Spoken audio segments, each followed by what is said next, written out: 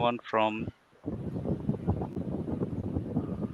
Hello, can you hear me? I'm Amrit? Amrita here. Yes, I can hear Uh, you. Thank you. I can hear okay, you. no, sorry, I think I was having some second issue. Yeah. No problem. Number six. So, hello, welcome everyone. It's exactly the time for us to start this session, and I'm your session chair, and I'll be supported by Jonathan today. Thank you, Jonathan. And for each paper, you will have 5 minutes for presentation, and then I put the papers in order as the way it will be presented in the chat window.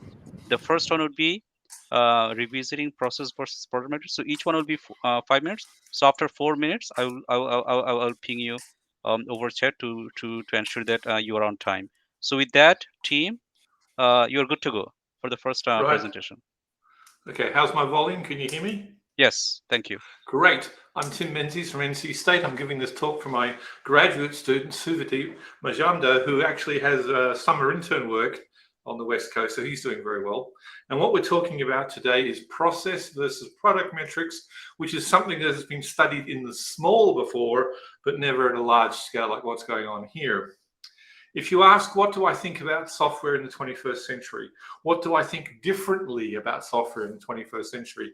Well, I have to confess to you that last century, I thought software was some mathematical process where, we had requirements and there was some theorem proving and outside some code.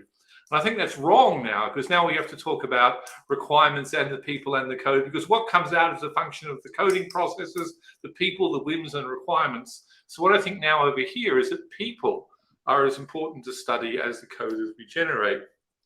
In terms of product versus process metrics, product metrics are things we've done a lot with. They describe what we're building. And there's a whole bunch of product metrics over here, such as average cyclomatic complexity.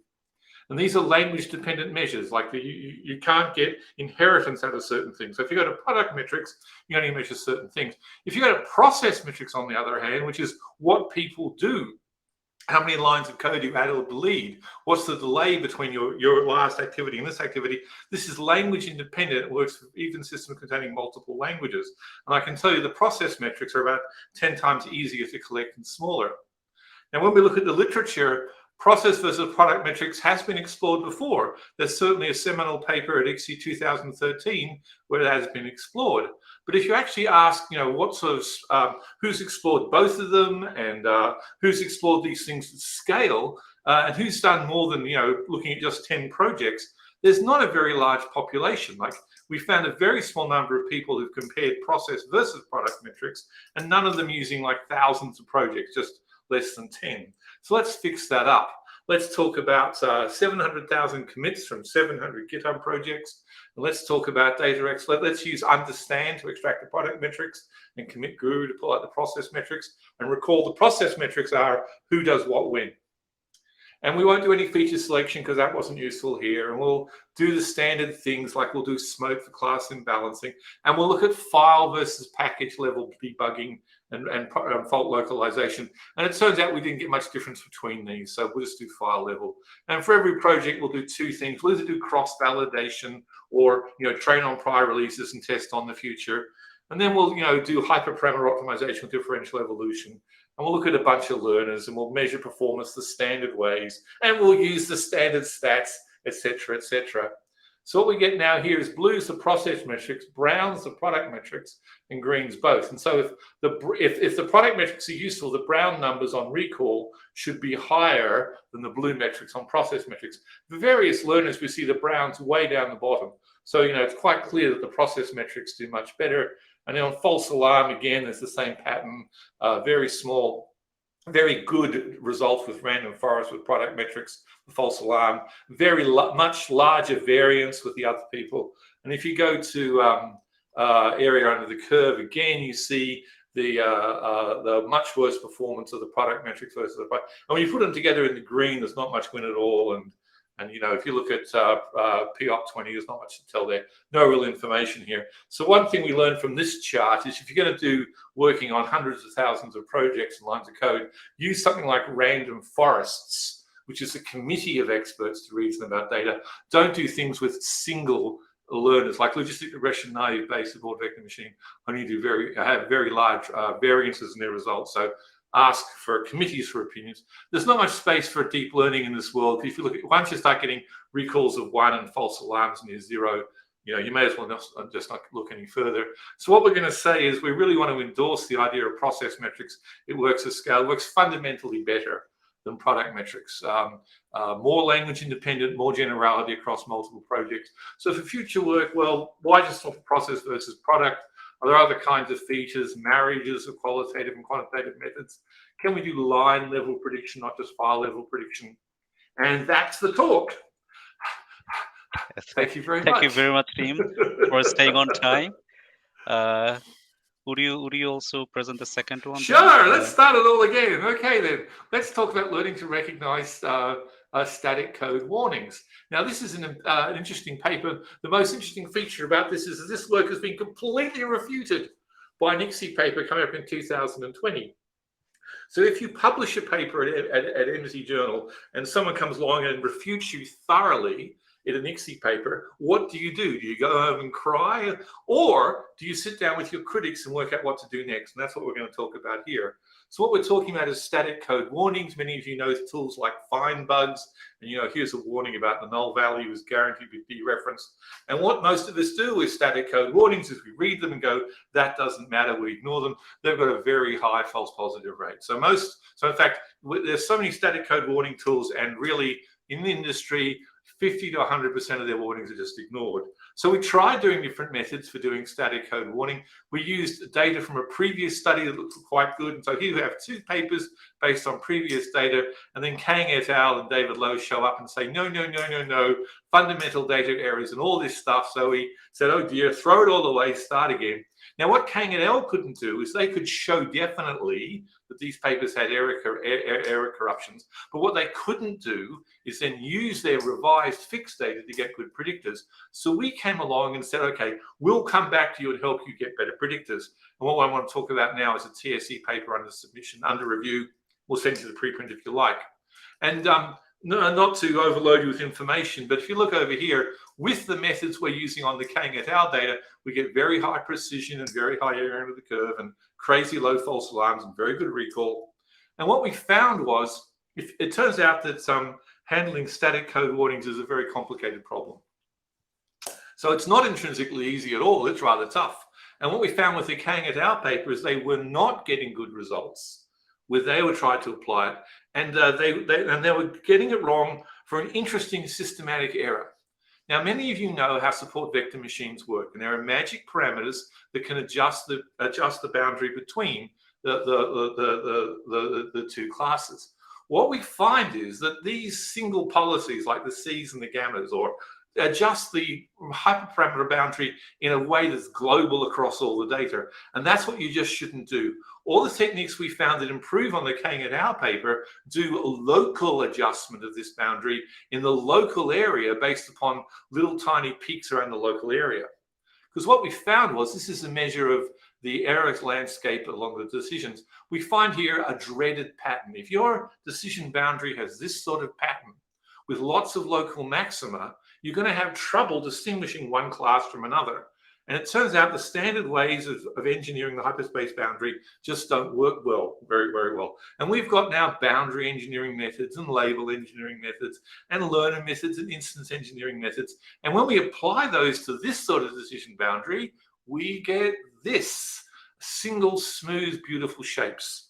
Now, of course, if you do this sort of data mutation stuff, methodological importance, do not apply your data smoothing methods to the test data. They should remain as it is. But we can tell you that if you do lots of little local samples of the data and lots of little adjustments of the decision boundary, then we can offer you good predictors for recognizing which static code warnings anyone's ever going to use.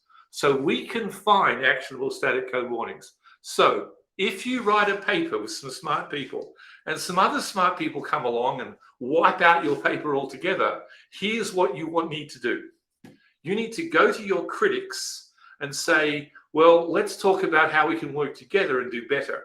Your best friends in the entire scientific community are the people who disagree with you at a profound fundamental level. they're at least working on the same problems you care about. They're working on the same data sets you're working on. They're evaluating things in the way you understand. Your best friends in the scientific community are the people that rubbish your papers the strongest.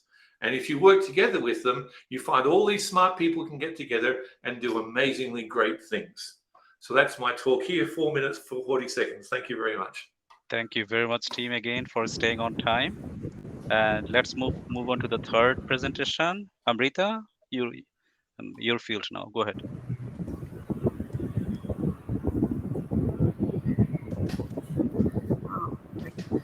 So I'll present our work on mining root cause knowledge from cloud service incident investigations for AIOps. It's a work done in Salesforce Research Asia. So incident root cause analysis lifecycle starts with incident detection, followed by symptom detection through various different analysis and investigation by the site reliability team to do incident triaging, followed by RCA investigation by service owners to detect the root cause. This entire process is documented in a long unstructured form in PRBs or problem review board data. And this is a source of generic RCA information available in all incident management systems. The main research question we addressed in our work was, can AI assist ongoing incident analysis based on the past investigations data from these PRB documents? We achieved to do this by extracting and mining relevant RCA information and reusing this knowledge to quickly resolve repeating incidents. Our main primary contributions are, we built an incident causation analysis or ICA engine over this PRB data, consisting of a neural information extraction system to extract the RCA information from the unstructured PRBs, and a neural knowledge mining system to aggregate the incident information into a causal knowledge graph.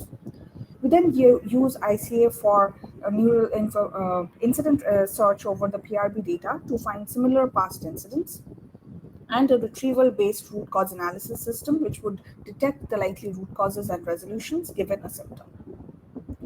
So let's look at the ICA pipeline. It starts with the unstructured PRB documents.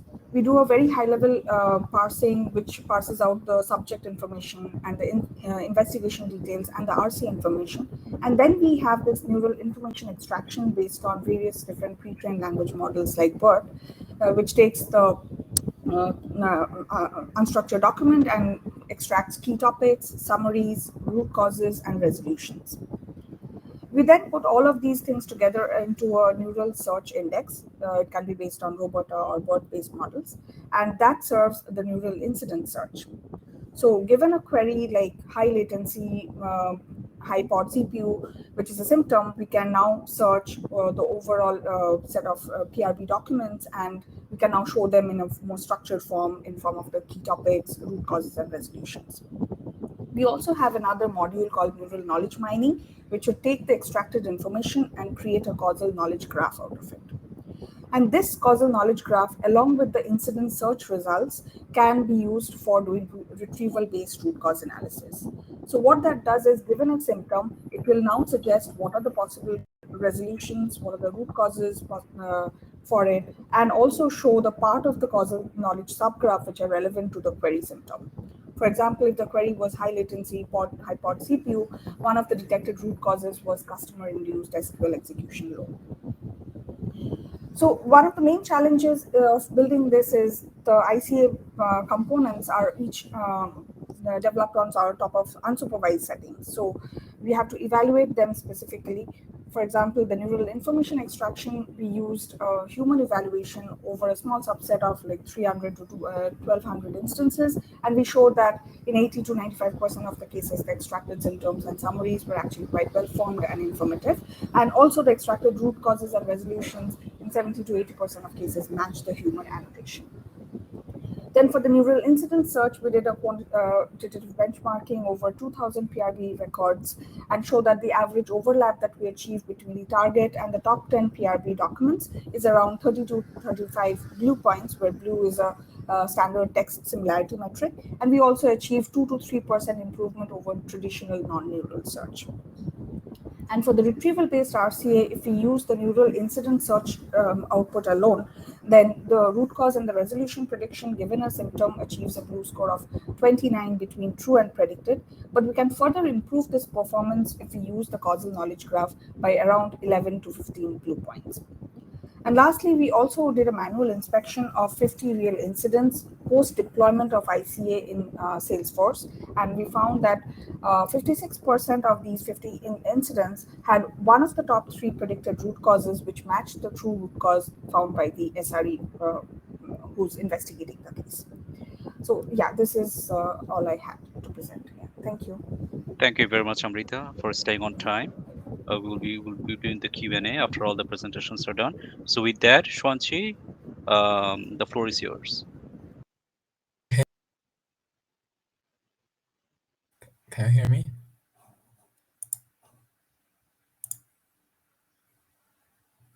Hello, can you see my screen? Yes. Okay. Hello, everyone. Welcome to my talk.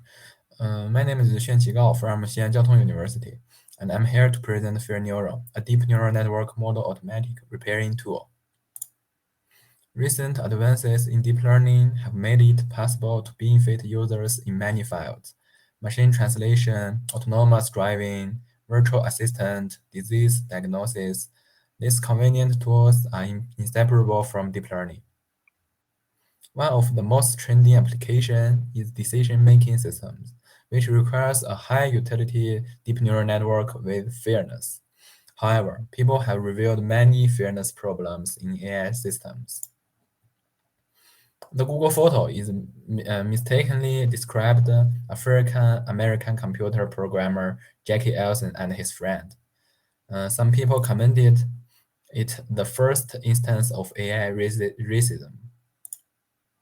Compass is a case management and decision support tool, has been used by many US states.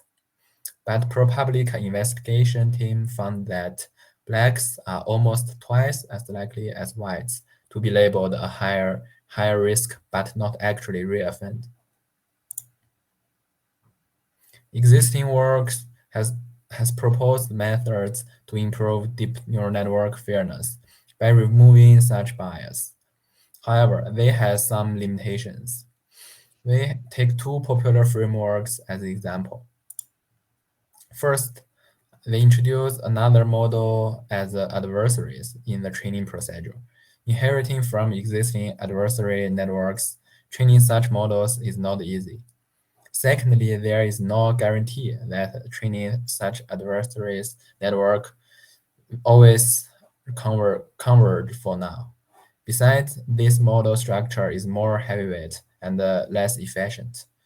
We managed to overcome these limitations.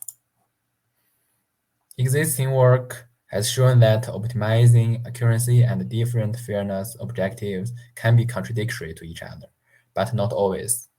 We argue that it is not necessary to introduce an adversary that detects the potential conflicts of optimizing the accuracy and fairness. Instead, we detect and solve these conflicts at neuron level. In order to achieve the goal, we design FearNeuron, which consists of 3 modules. The whole system starts by taking a biased model and its training data as inputs. Firstly, FearNeuron performs neural network slicing, which detects neurons and paths that have contradictory optimization directions. Next, we leverage such paths to identify the samples that cause such effects, known as the sample clustering. By doing so, we can separate the samples into 2 clusters, biased sample and benign sample. Last, we perform selective training to enforce the model to learn unbiased features. We performed our experiments on 3 popular datasets, and the FearNeuron achieved the best fairness performance on Census and Compass, and the accuracy performance even surpasses the naive model on the German Credit and Compass dataset. Besides, FearNeuron is more efficient than ethical adversaries in fixing models, with an average speedup of 180%. So much for my presentation. Thank you. Thank you very much, Xuanqi. You stayed on time, even like saved 1 minute. Wonderful. So Mirazul, the floor is yours now.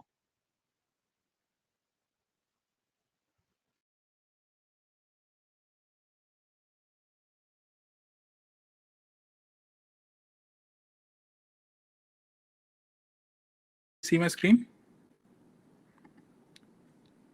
Hello? Yeah, we can hear you, Miraz. Okay, sorry. Yeah, sorry. Yeah. So hi, I'm Mirazul, and I'm going to present my work, ERIBA, Black Box Energy Testing of Adaptive Neural Networks. So to deploy the AI models in edge devices, apart from accuracy, the energy consumption of the model is also needed to be evaluated. Let's take an example. For simple machine learning models, the energy consumption is low, but for accuracy is also low for various of tasks. For machine learning models have a huge number of parameters, a billion per parameters, the accuracy is very high, but the energy consumption is also very high.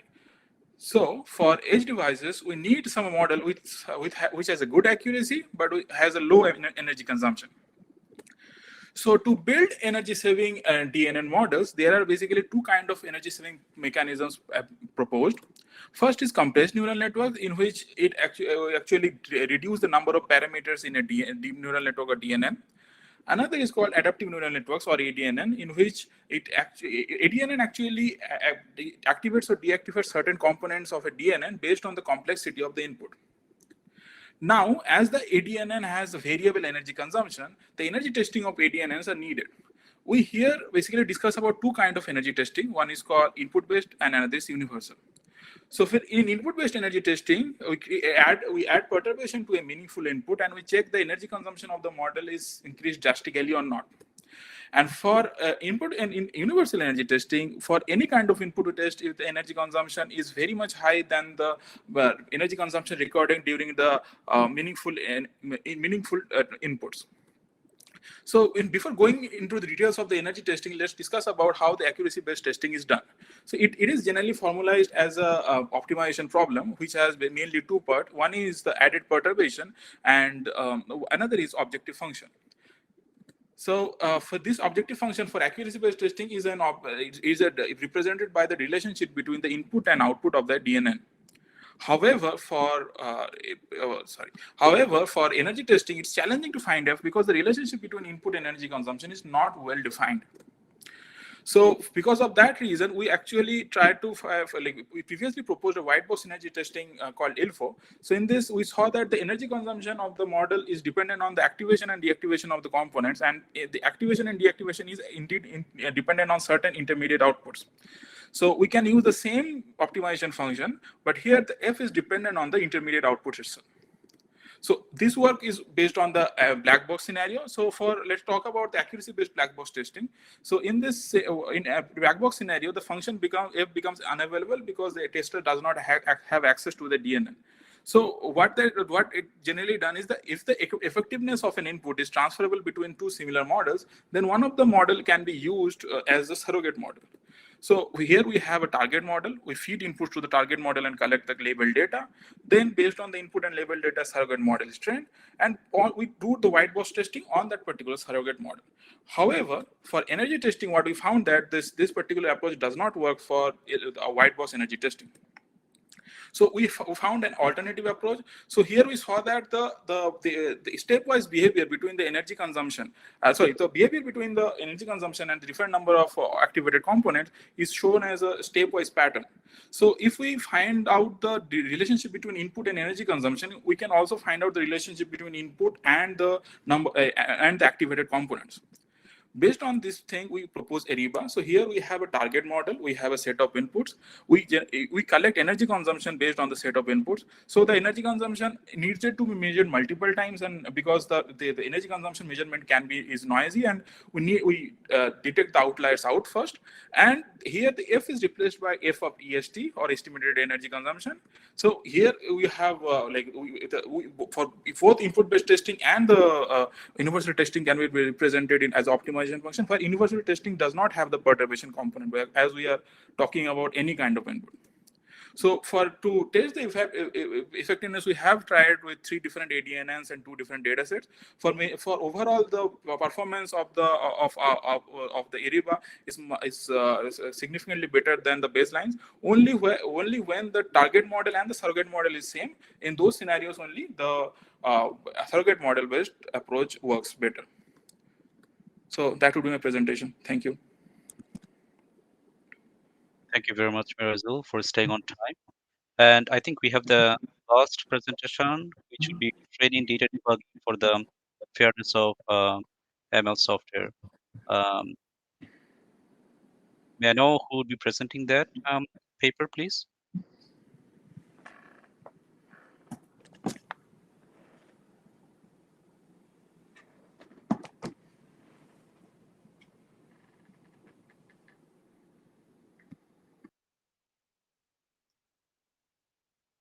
Is anyone here to present the last paper, which would be training data debugging for the fairness of ML software?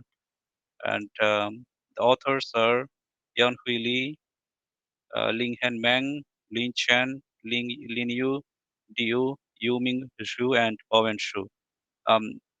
Please raise your hand if anyone of you is here.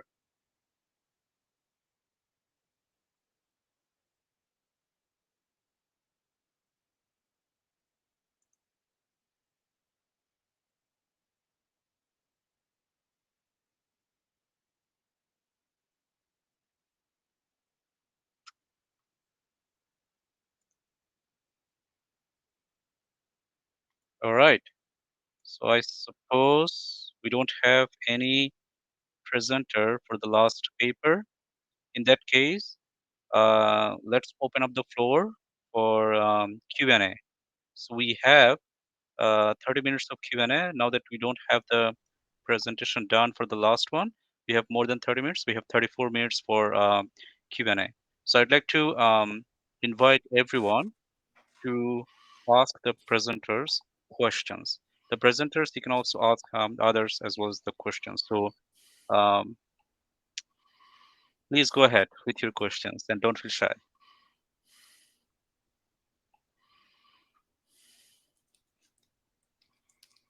So while you're waiting for your question, I guess I have one question for Team to start with. Team, so you mentioned that in your revisiting process versus product metrics, you tried 2 ways of validation. One is cross validation and the other one is release.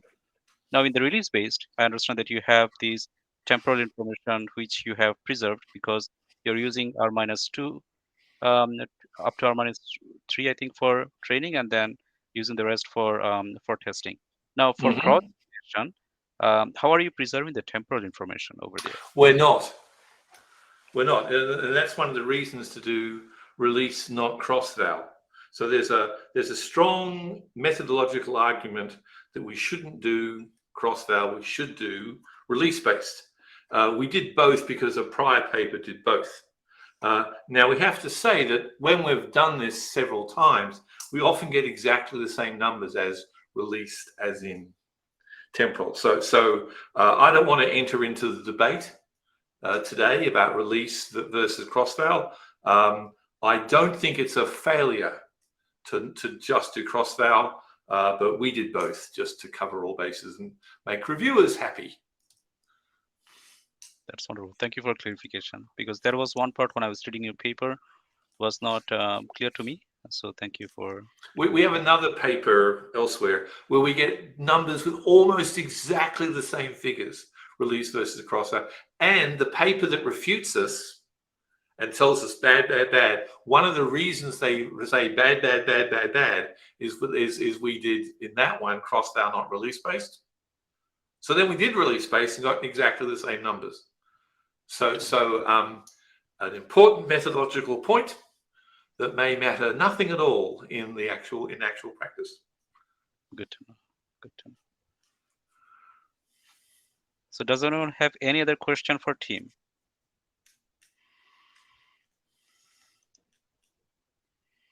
So while everybody is warming up, Team, I have more questions for you, if you don't mind. So I mean, in your paper, you mentioned that we should try to do large scale analysis instead of these small scale analysis. So now the thing is, well, it's fine. We should do large scale analysis. That is one recommendation from your paper. What other recommendations you'd like to have from that paper? Well, we have a couple of besides- things. If you're going to reason about a very large space, it's better to use ensembles of learners than singles. What we found consistently was that we found with random forests, we had higher recall and lower variance, much lower variance.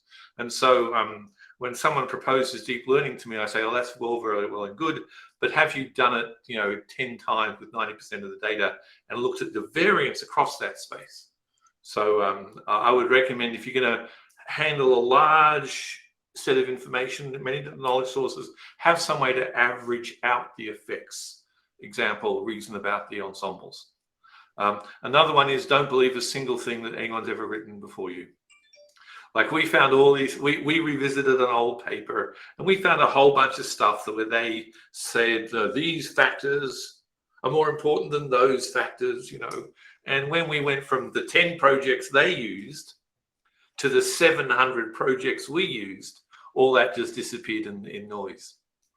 So take methodologies, take tools, take evaluation techniques from old papers, but do things yourself on your own local data. Very good. Thank you, team, for this insight. Does anyone have any question for team? This is a really great paper, and it has lots of great insights in this paper. I really enjoyed reading the paper. Thank you.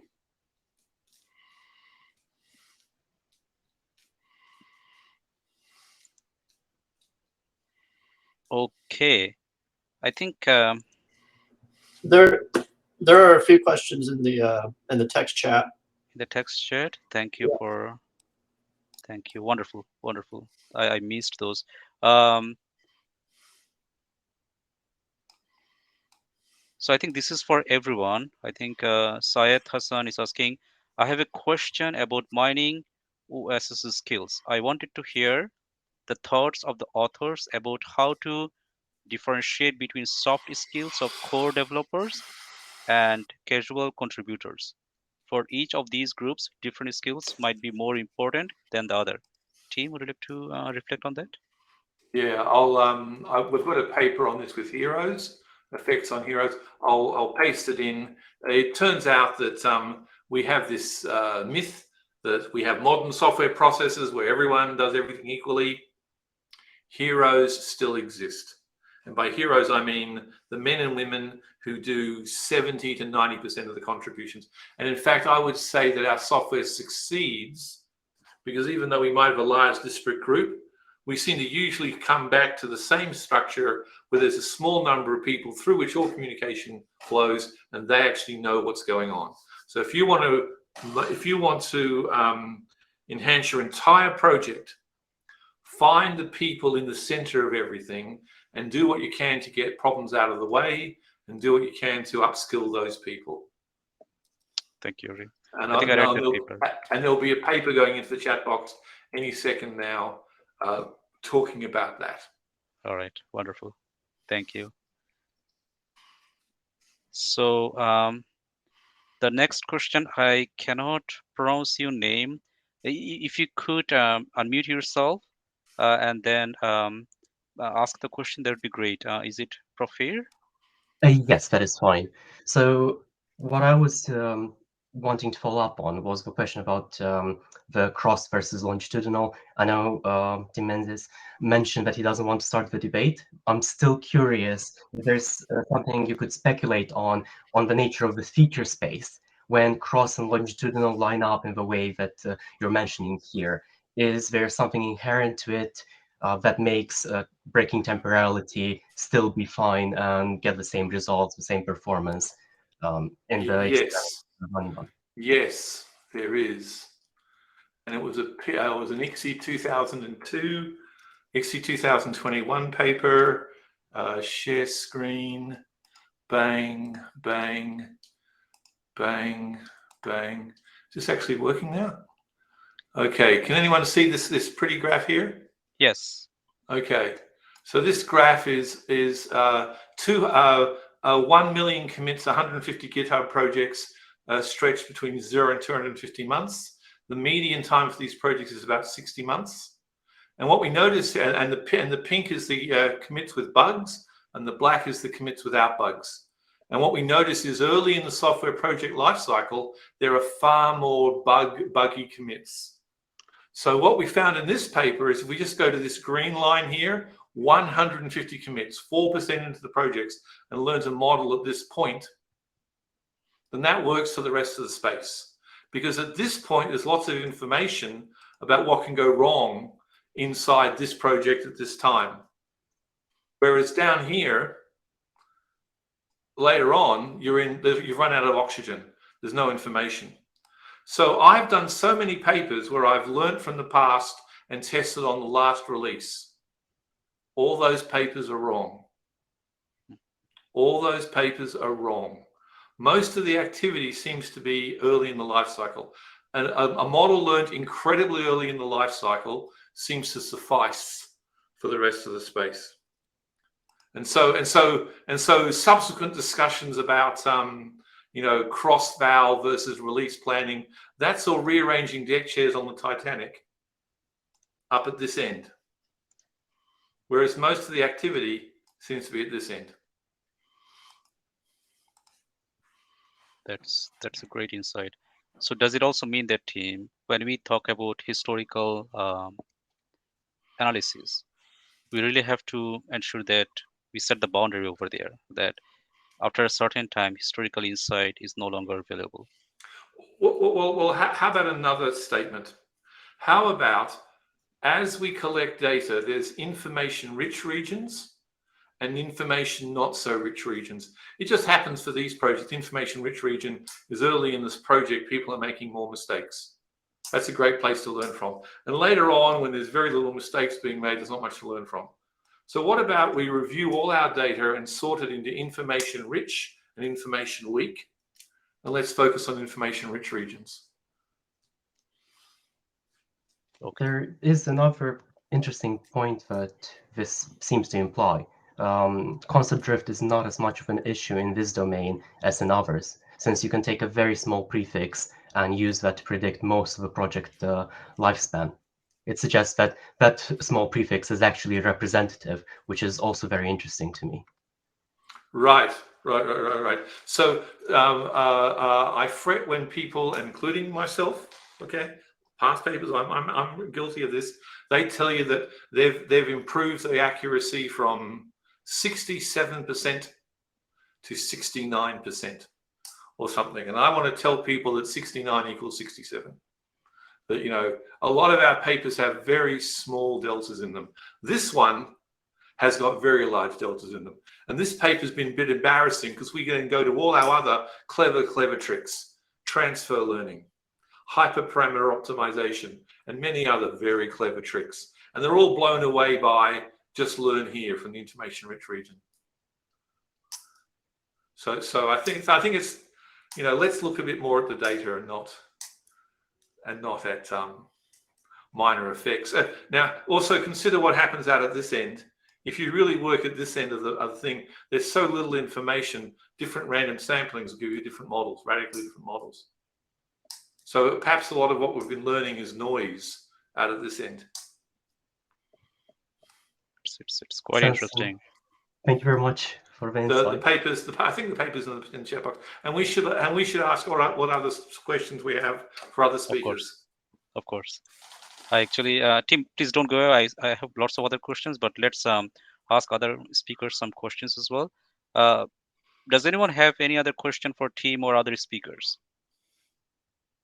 Please speak up. I think we should focus on other speakers right now. All right. I think Amrita, I have a question for you. So, how did you create the training data to predict the root cause for a given symptom?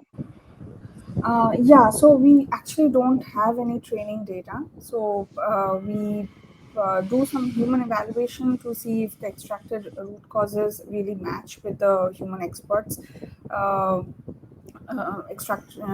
detected root cause or not.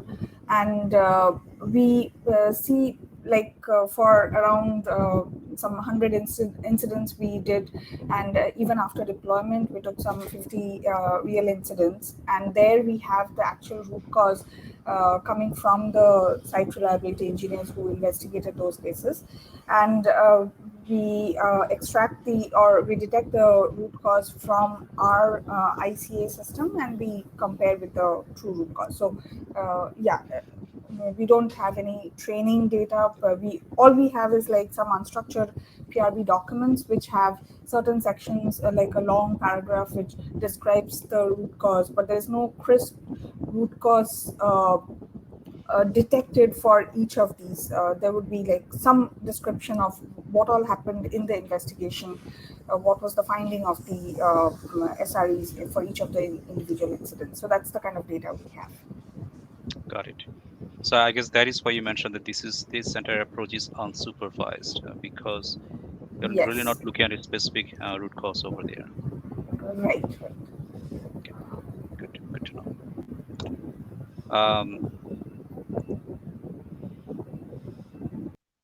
Anyone have any other question for Amrita?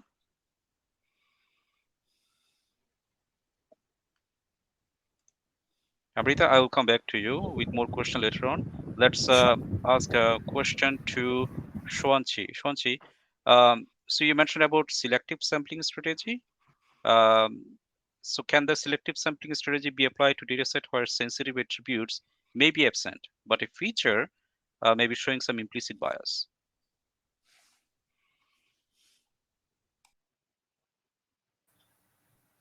Sorry, can you repeat your question? Of course. Suppose you're looking at data set, it doesn't have any sensitive attribute like age, gender, and everything, but there are some encoded values, something like instead of gender, someone says variable A, and it is probably representing gender over there. So will your technique still work for those data set where the sensitive attribute is not easily recognizable? I think if you let me think. If you reference if you refer a feature as a sensitive attribute, I think it will work, because in fact we think the neuron can reflect a lot of information in a statistical sense, and so the our method can solve this kind of conflict. So but I think the another reason is we in our field we don't think much about the data set that don't have a sensitive attribute. So I think this case is not very common in the practice. Yes. All right. Thank you, Shwanchi. Anybody has any question for Shwanchi's paper? Shwanchi, don't go away. Following up on that one. Yes, Steve.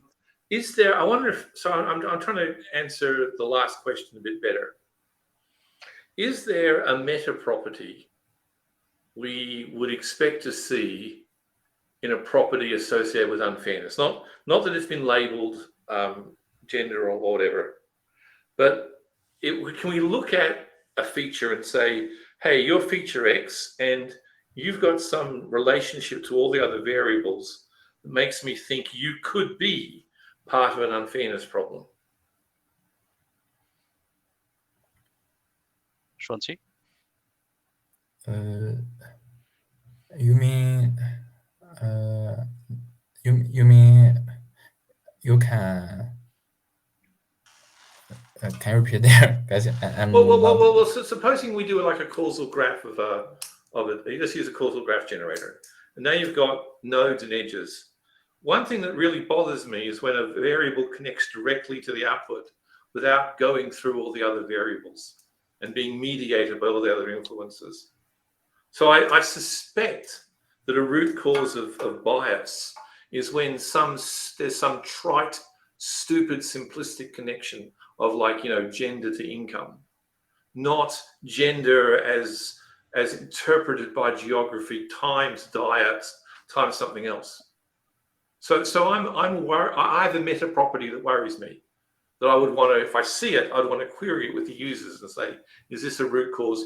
Does this bother you that this variable directly drives the output without being nuanced with everything else?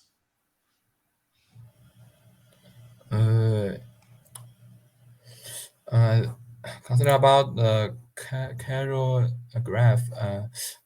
We because yeah, our work is focused on the group fairness, so it is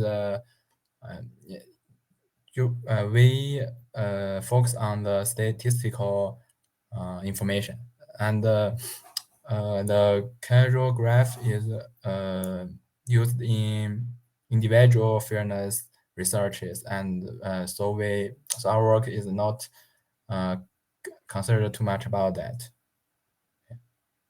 Okay, thank you, Shanti. Don't go away. you. I may have more questions for you. Anybody has any question for Shanti?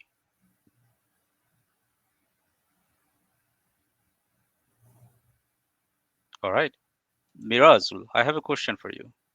So, what could be the reasons for an input to become more energy surging than the other inputs when you looked at the So data?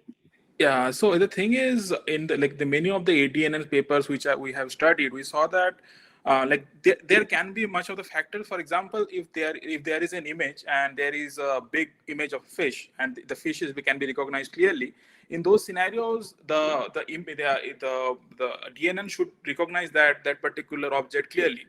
But for example, if there is an image where there is a man sitting with a fish in his hand, the object is more like the image of the man is more clarified, like rather than the fish.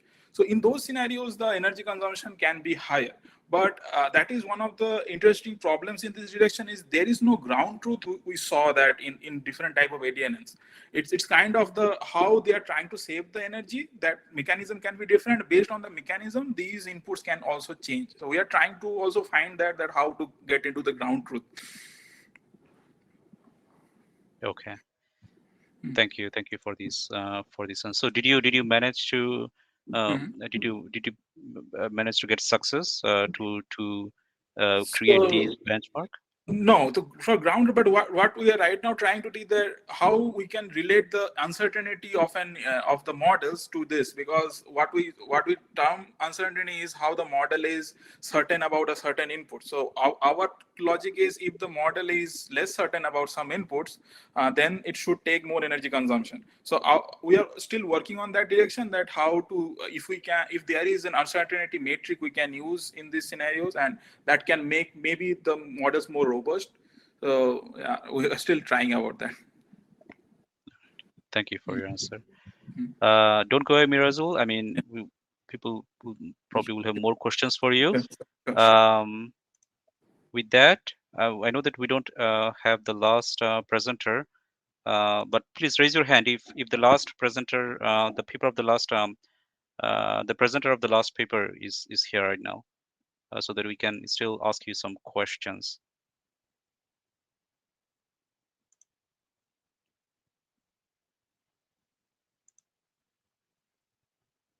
All right, so let's circle back, and team, for the second paper that you have, learning to recognize actionable state code warning. So in your table 2, how did you calculate the actionable ratio?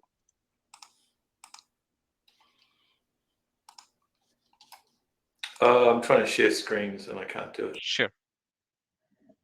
Table 2. Now, is that table 2 of the defunct paper, of the paper that we said is wrong? The second paper. No, the paper that you presented today. Which was the you sat down, dimensionality. you collaborated. Learning to recognize actionable static code warnings. Right. Okay. So you're right. The definition of actionable is just an historical record. Now, whether that's, and the usual complaint there is that's a statement of people actually made changes to the code in the commit logs because of that, but that's not a statement that they did something useful when they fixed it. So I take that criticism, but the best we have is that we can see a warning that someone changed the code for. So that's the best I've got for that one. Sorry. Oh, I see. Okay. Now it's clear to me. Okay. Yeah. So basically, when you create that ratio, you used these the category, the taxonomy of category. There's other paper. Got it. All right. Okay. But you also mentioned that the category that they have is not very useful when you start to look at your results. Well, I'm trying to find the paper you're speaking of, because now I have to work out, whether we're talking about the parts of the paper I no longer believe in or whatever. All right. So Let me share table let 2. me share the. This is the one.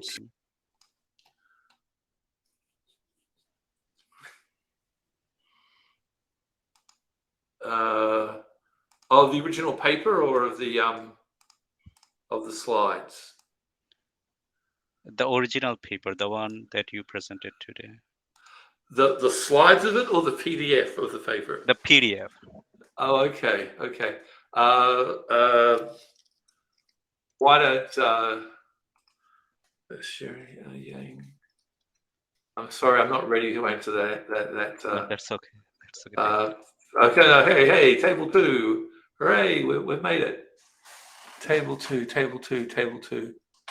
Okay, table 2 is summary of data distributions, which is read from the historical log. Is that what you mean?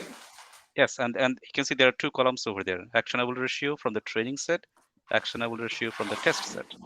Yes. And my question is, how did you calculate it? From the historical log. So what is an actionable item? If there's a false alarm warning, and when someone changes the code, the commit says, I changed it because of this. Okay, and you have to identify from the static warnings that those false positives before you. Well, if you have to find that the static log errors are logged in the repo, then you have to say which of these someone actually changed the code of. And the experience has been historically that most of these things everyone ignores and no one changes the code. I was running some static checkers yesterday on my Lua source code, and I found I disagreed with most of the things it was telling me. So I was wishing we had the system in created for Lua. Of course, but we don't. Of course. Thanks for the clarification. Let's move on to Amrita as well. We have 8 minutes, but before I move on to Amrita, does anyone have any question for the presenters?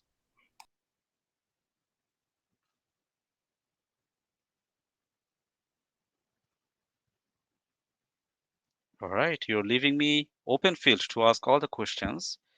I don't mind. Amrita, so the next question is for you. You have 1,320 topics from 2,000 incidents. So can an incident have multiple topics? Yeah. So actually, our repository of PRB data had around 2,000 incidents. So that way, I said 2,000 incidents we benchmarked on.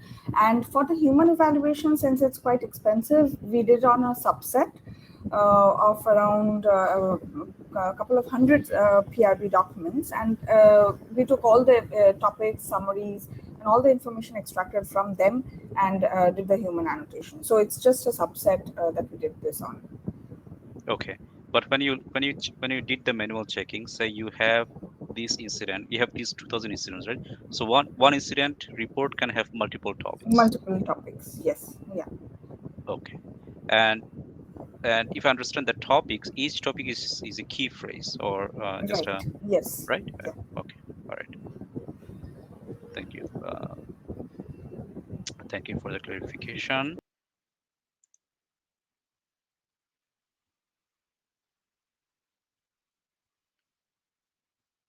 Thank you, Shafi. So if anyone has any question for the last paper who couldn't present today, please put your question on the chat window and Shafi will be able to forward those questions to them. Shafi, thank you for volunteering on this one. All right. So next question is for Shuangqi. So suppose I'm being I'm being malicious in the sense that I don't like your algorithm, and I said, well, okay, this data set has some sensitive attribute. I'm going to delete all of them, and then I'll be just keeping the non-sensitive attribute. Okay, what happens to you? I mean, when you take this data set with all these non-sensitive attribute, what happens? Will your algorithm still work, and it will say there is nothing here I need to do? The data set is perfectly fine, or it will say something else? Yes, this is a naive fair repair method, but people has found there are many shortcoming of this method, because first it will influence the utility of the dataset very severe, and the most important is that there are many proxy attributes of the sensitive attribute, like for example, the living address may connect with the age and race and so on. So this kind of method is abandoned for about 10 years. Yeah. Okay. Thanks for the clarification. Anyone have any follow-up question? All right, team, thank you for your time. So I think we have 3 more minutes left. If anybody has any question for the presenters, please go ahead.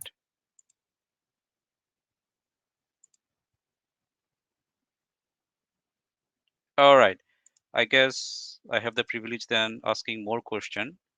Miraz, this question is for you. You noted them that energy surging inputs could drain battery.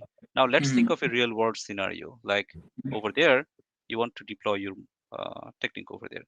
So can I say smart car would be a place where your technique would be useful, or Yes. something else?